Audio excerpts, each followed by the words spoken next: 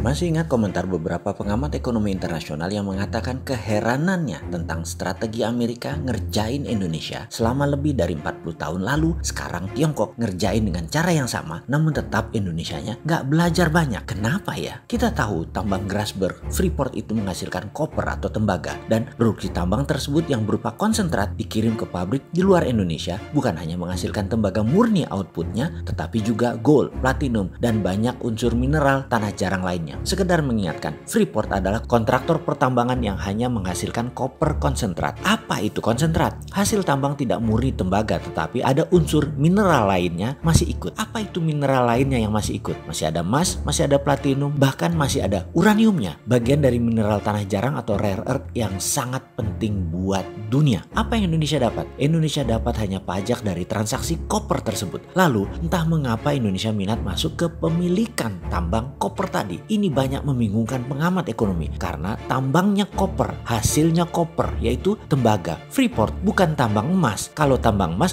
mana emasnya? Atau gold konsentratnya mana? Atau ingot, apalagi dore, bahkan bullion. Nggak ada tuh hasilnya koper konsentrat. Slim dari anoda koper. Produk konsentrat tadi dibawa ke smelter di Jepang dan smelter milik grup Rio Tinto. Disinilah pemilik smelter yang untungnya terbesar karena mereka melakukan refining atau pemurnian yang memisahkan koper, asam sulfat sehingga menemukan emas, platinum, dan unsur tanah jarang lainnya. Mulai paham apa yang dimaksud di awal video ini tentang kebingungan pengamat ekonomi akan cara bernegara Indonesia yang aset naturalnya tidak membuat keuntungan maksimum buat negaranya karena kalah diplomasi dalam negosiasi di tambang. Salah satunya tambang tembaga di Papua ini. Lalu terjadi lagi baru-baru ini, yaitu di dunia nikel. Tambang nikel di Indonesia hanya menghasilkan batuan nikel. Pabrik smelter nikelnya yang dibangun bukan pemurnian, hanya smelter pembuang impurities. Tidak menghasilkan nikel 99,9%, namun hanya menghasilkan produk yang tidak lebih dari 25% kadar nikelnya, bahkan 40% nikelnya. Nggak boleh. Persis seperti koper konsentratnya Freeport. Smelter nikel 25% tadi hanya membuang impurities pengotor saja, dimana kalau 99,9 nikel nggak mungkin karena kebuang semua unsur yang mahal dari nikel tersebut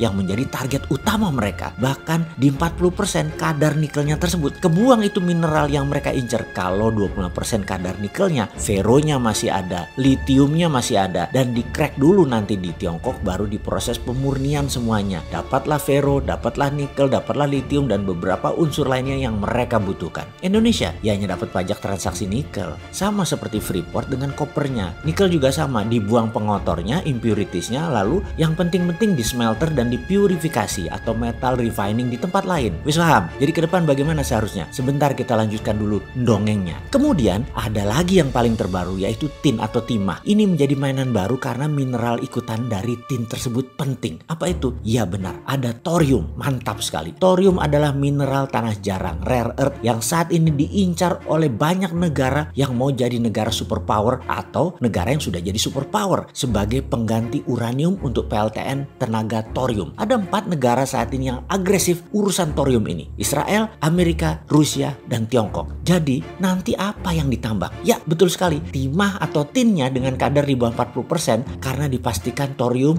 osmium atau mineral yang bagus buat membuat laras senjata mineralnya itu harus ikut. Semua mineral ikutan itu dipastikan tidak dibayar dan dipastikan masih ikut dalam jumlah besar dalam tin tadi, dalam timah tadi. Pastikan germaniumnya masih ada, pastikan leadnya masih ada, pastikan semua itu ada dalam tin tadi, dan dalam bahasa kimianya adalah SN, stannum. Jadi smelter yang dibangun pastikan bukan pemurnian refining tin, tetapi pastikan hanya membuang impurities agar kerja di pabrik pembelinya nanti unsur pengotor, limbah B3-nya sudah terbuang. Ditinggal aja di Indonesia, biarin Indonesia yang ngambil sampahnya. Pastikan pajak ekspornya murah, dan pastikan buat peraturan tambang rakyat harus punya smelter atau rakyat atau pemilik tambang timah harus menjual ke smelter yang biasanya sudah dimiliki asing yang mau mengambil thorium, osmium, germanium, dan lain sebagainya di negaranya sana. Bagi saya, mudah-mudahan saya salah lagi dalam menganalisa ekonomi seperti ratusan analisa saya yang salah dan tidak ada benernya. Mohon maaf sekali lagi atas analisa abal-abal ini. Yang niatnya dalam mengingatkan ke masyarakat adalah ingin semuanya harusnya di refining, di cracking, di purifikasinya semuanya di Indonesia. Tambangnya di Indonesia ya harusnya smelternya ya di Indonesia juga. Sumur uping geningnya ya harusnya di Indonesia juga. Sampai refiningnya ya harusnya dibuat di Indonesia. Cintailah harta kekayaan alam Indonesia ini. Jangan sampahnya di Indonesia dapat dibayar bayarnya sedikit yang untung negara lain. Karena akan indah kalau seperti halnya kita kelola pertambangan ini, kelolanya seperti Choke Point di Selat Malaka, kita mainkan dalam diplomasi logam tanah jarang ini. Wih, Indonesia pasti mengendalikan negara superpower, Tiongkok dan Amerika. Keren. Bukan jadi pengikut maunya mereka, tapi postur atas dimainkan, minimum sejajar. Punya kan strateginya?